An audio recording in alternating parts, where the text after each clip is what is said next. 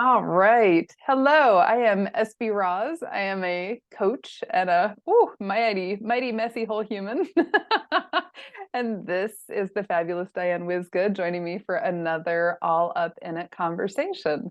35-ish minutes of reporting from the complicated, exhilarating midst of learning.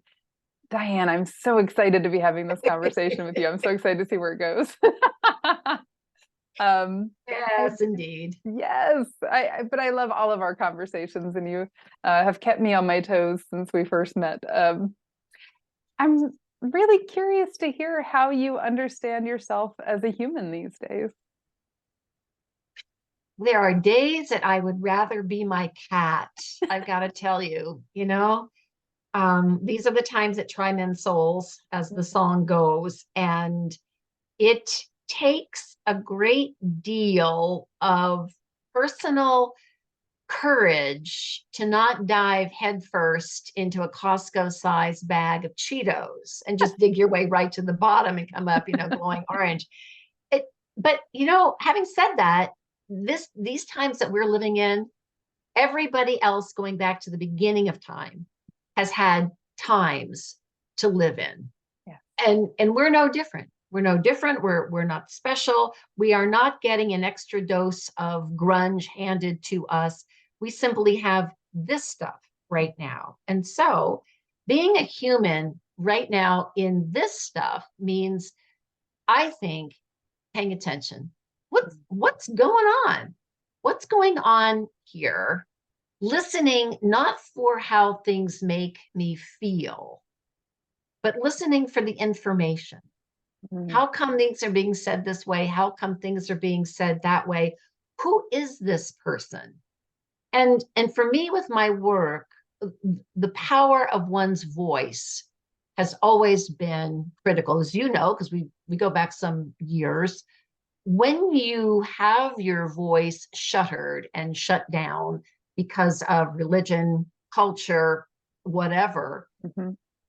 you lose a chunk of your soul.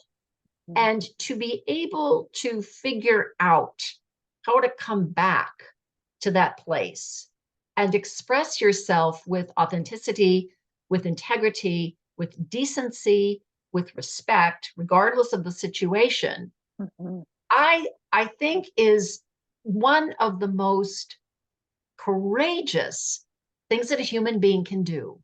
And so, where I see myself in these challenging times is encouraging myself to speak up, to say something, even if it's small, Mhm. to take someone's hand, each one lift one, and then to encourage other people. Like, come on, together, we can do something to make it a little bit better. So I guess that's my way of saying your voice is your secret sauce, your superpower, your cape, whatever. Mhm. And you are the only one who has that one.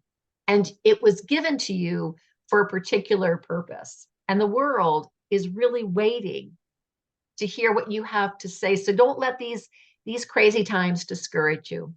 Mm. Not at all. Speak your story. Oh my Yeah. goodness. Yeah. Mm. Do you find it um, do you find it challenging to muster the courage to use your voice? I see you as a wildly courageous human. Oh, no. Thank you. That's a good persona, isn't it? My Halloween costume. So it's like having a split personality in a way. I remember that. So as a child, I did a podcast episode on this, that I didn't want to be potty trained on the Little Humans box, that played the tune or whatever. I wanted to climb up on the big thing, Uh-huh. and that was what I did. I wasn't having anything to do with anything else except that. That is a family legend.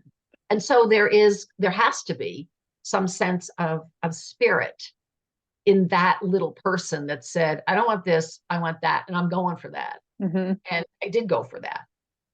On the other hand, I came up in a time, a generation, a religion, male dominated professions Hmm. that were very effective in crunching the voice down. And I remember even in my own family, my mother used to say, this house will be very quiet when you're gone. Mm. Now, what did she mean? Mm-hmm. And she's gone, so I don't know. But I took it the way of, I'm making too big of a noise. I'm making too big of a splash.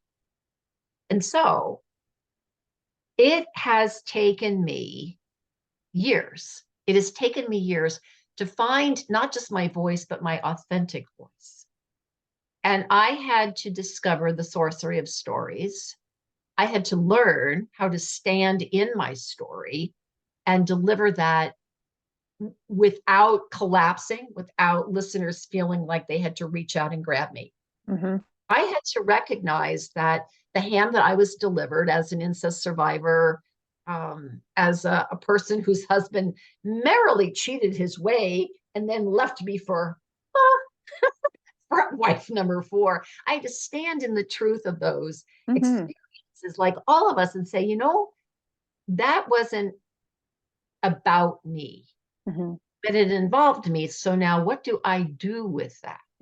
How do I make something out of the compost of that? So if our lives are coffee grounds and orange peels and discarded things from the garden, how do we take that compost Mm-hmm.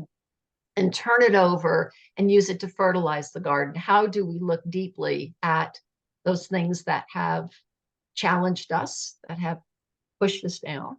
Mm-hmm. And so the podcast, the 60 seconds episodes, really come from a place of exploring my life, and with the intention that somebody out there is going to go, what, you too? I thought I was the only one. And so oftentimes you'll hear me say, maybe like me. Mm-hmm. So for me, it's twofold. It is gaining recovery of my voice and offering the same to people, Mm-hmm. to say, well, what about you? Yeah. You want to come along? You want to fearlessly share your story voice? This is the place we can do it. Mm. That's beautiful. And I just so there with you that the journey of healing isn't one of perfection, it's one of invitation.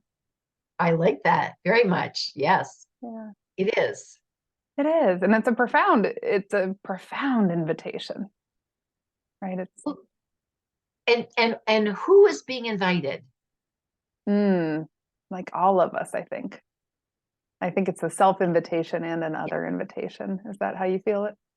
Yeah, I really do feel that you begin by inviting yourself into, we'll call it the land of the living. In fact, what your quote reminded me of is, in the very worst of the times, I mean, we're talking the very worst of the times, there is a woman I owe my return to the living to. Mm-hmm. And she had heard about me as a storyteller, and she drove, I think, 2 hours come and visit me when she had had really bad back surgery, and invited me to come and speak to a women's group that she was hosting on a monthly basis.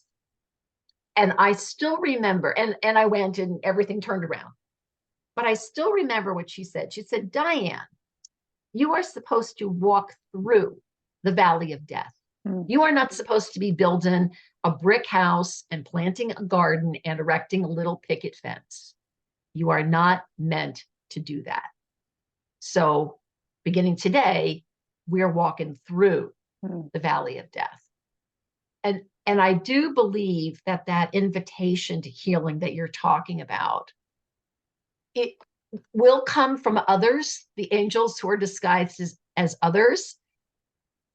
And we have to be willing to say, okay, okay,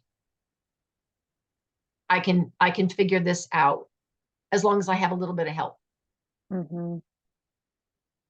Yeah. I'm curious if what we're talking about already is related to what you're all up in the midst of these days, what you're in the middle of learning. When you first posed that question and I agreed to sit and have a conversation with you, I thought, huh. And it's changed over the weeks and months as I've been mulling it. I think that the learning is still definitely interior. And I feel like I'm paying the price of success. Mm. So the podcast is wildly successful. I'm very proud of the relaunch of the Quarter Moon Story Arts website and getting the news audio letter up. But what I find is that in the course of doing all of that, and this is probably has a specter of COVID still on it when we were all tied to our computers, Mm-hmm. is that I'm doing more work, less walk, Mm. more eating, Mm-hmm. less exercise. Mm. And what that translates to is a sense of guilt that I'm not taking care of myself, Mm-hmm. sense of shame that I'm not keeping up with the 75 strong that I had committed to. And underneath that is a lot of question. What are we doing? And so there's a wonderful book called 4,000 Weeks. Can't remember the author's name just now, but there are very few books. There's no books called 4,000 Weeks. And the premise of the book is, if we live to the average age of 70 something, we have 4,000 weeks to live. Mm. The older we get, the fewer weeks we have. Mm-hmm. And so with all of this churn to do what you're supposed to do, get the next thing out there, get the audiogram out there and transfer your podcast into videos and get many followers on LinkedIn and do. How many of my weeks am I eating into? Mm-hmm. Am I flourishing? Mm-hmm. What does flourishing look like? Yeah. How do I find it? Where do I need to pull back? I answered you this morning on LinkedIn about the quote, we have to make sure that our grasp does not exceed our reach. And if you haven't read it yet, the example that I used was imagine a toddler, because our grasp is what we can hold. Mm-hmm. And you imagine a toddler holding a big beach ball. Mm-hmm. And then they see this triple decker ice cream cone. And they want to reach for that, but they can't have both. Mm-hmm. So you either let the beach ball go and get the ice cream cone, or you say, you know what? I'm content with my beach ball. Yeah. And so I think that's where things are right now. That I've done all of this. It looks really great. People are responding to it. The news audio letter subscriptions are going up. Well, there's 145,000 plays on the podcast globally. So people are listening to something. And all of that makes you want to step back and go, but wait. Wait, what about those 4,000 weeks? And are there other people who are curious about the grasp of flourishing in exchange for the reach of something shiny, bigger, brighter? So I will tell you, it was a spectacular question, because until you asked it, I really hadn't pondered it. I really hadn't thought, ooh, this is why I feel kind of spooky. Mm-hmm. Yeah. You can only eat so much pasta.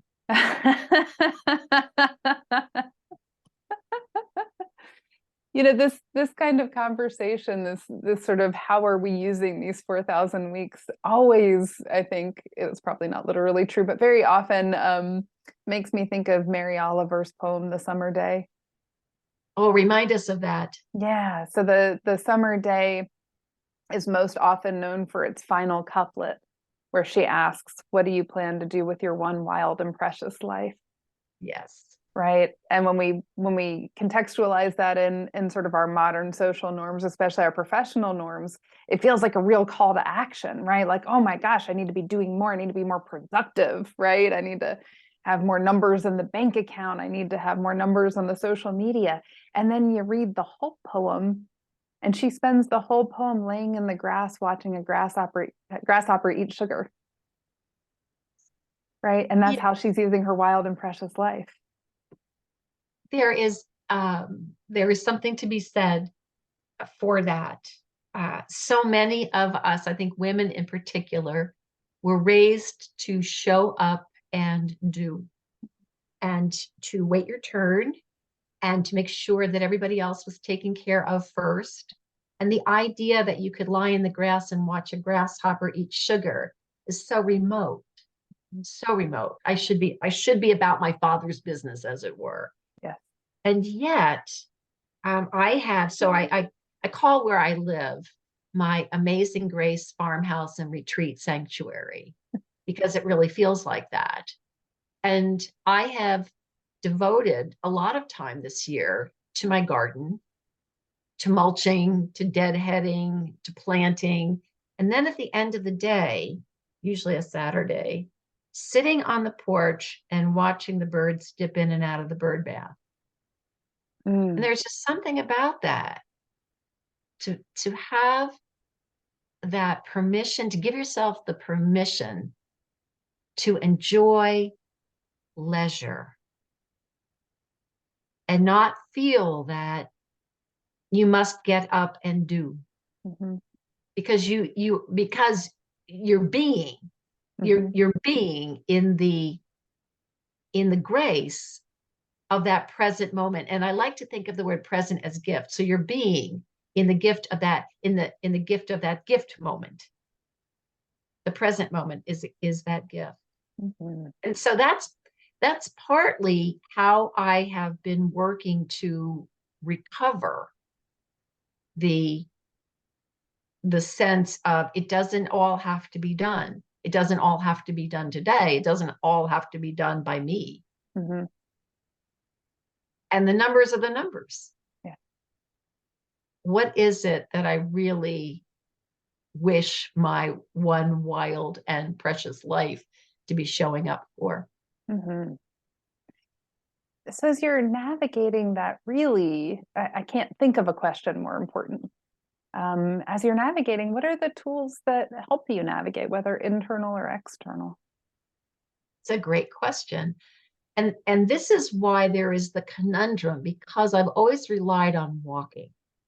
And so when I think COVID, and then before everything, the podcast, and I was probably walking 40 miles a week. And that sounds like a lot, but it didn't feel like a lot. I could walk down to town for whatever groceries I needed and walk back. And all of that stopped. And so if I can put 12 miles a week in, I feel myself lucky. So getting back to walking, just the pleasure of walking, using our bodies that are still in good condition. So that's one thing. I started back up with something called 75 Strong, which is a diluted version of 75 Hard. And basically all it says is pay attention to your diet, don't eat junk, sleep well, drink lots of water, exercise, and make sure you meditate. And so those are the components that I'm bringing back in, along with a scale. Now, I don't think scales are something that one really should have in the house, but a girlfriend gave me one. What does that say about her? And so it's in my closet. I can see it. And so every Saturday morning, I just ease myself onto it, hoping that that's going to shift the numbers a little bit. And so now I've got a goal in mind. Okay. And we talk about the Whidbey 12, the Washington 12. It is for the Seattle Seahawks and the 12th fan, and that's all the people that are on the field. But I call it the Whidbey 12. That got packed on during our November to May Rain Festival. So that's the goal. Now, along with that, internally, I keep repeating a song that Thich Nhat Hanh taught, and then they still sing it in the monasteries. But the words are in conjunction with your breathing. So you're breathing in, I'm aware I'm breathing in, breathing out. I'm aware I'm breathing out. And each line is focused on your breathing. And so with your breathing, you're coming back to your breath. You're quieting down your crazy monkey mind. And it's in, out, deep, slow, calm, ease, smile, release. And in my ear, I can hear him say, I smile to everything, even my suffering. And then he says, I release everything. I am free. And I have been repeating that in the morning before I get out of bed. Wherever I am, I hear his voice and I hear those words. And that is an anchor. That's an anchor for me. Yeah. Oh, what has his transition meant to you, if any, anything in particular?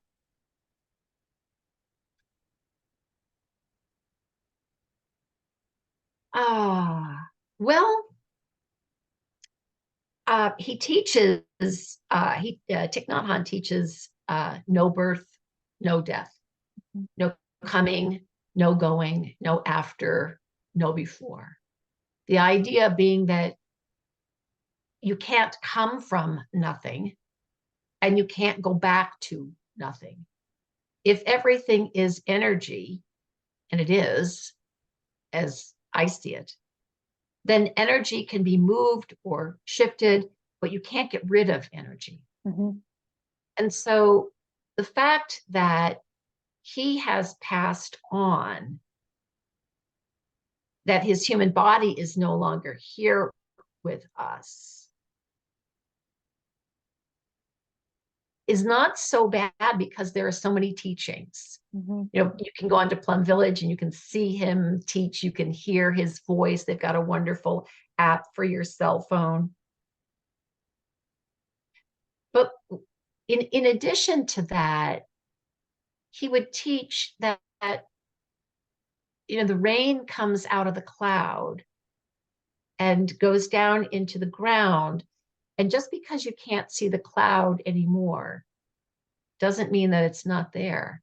Mm-hmm. Because the rain has fallen, it's gone into the ground, and when the conditions manifest, that cloud will be up there again.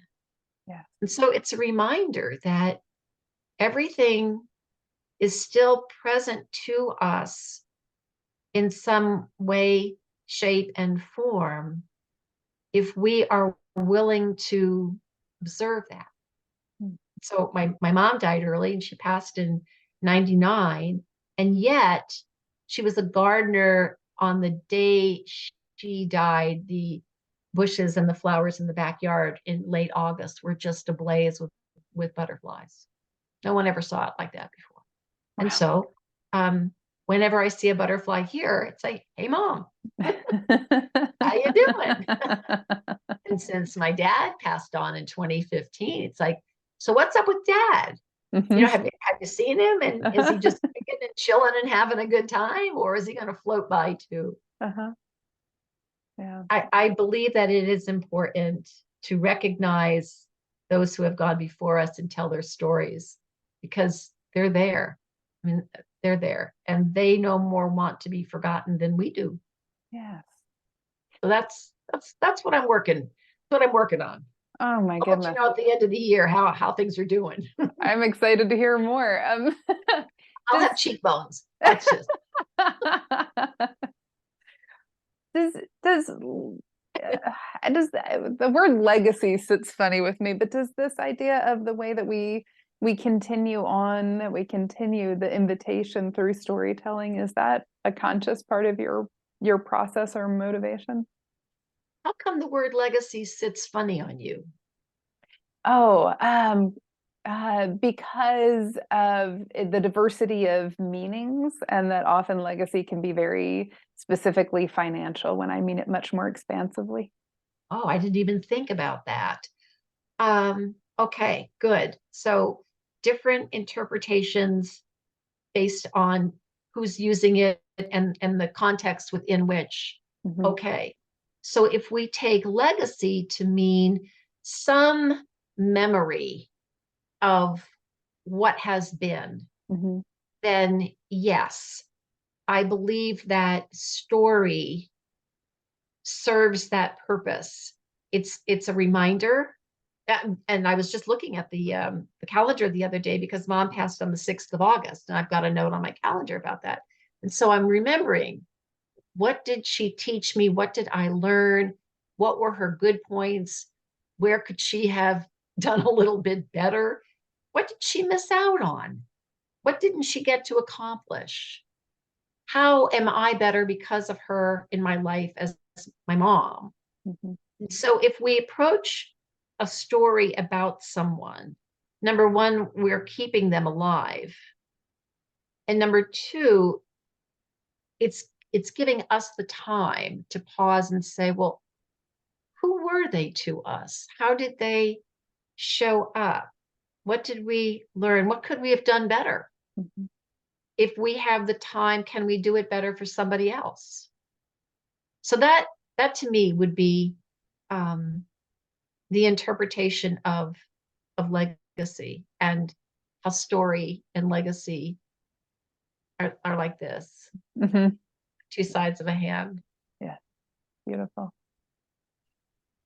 Oh my goodness, Diane, I'm so excited that I get to go back and watch this again and listen to you again. Break out the popcorn.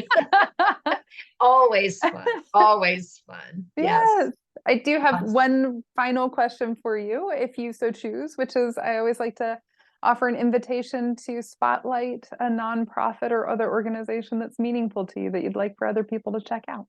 I think that's enormously generous, and I have a response for that.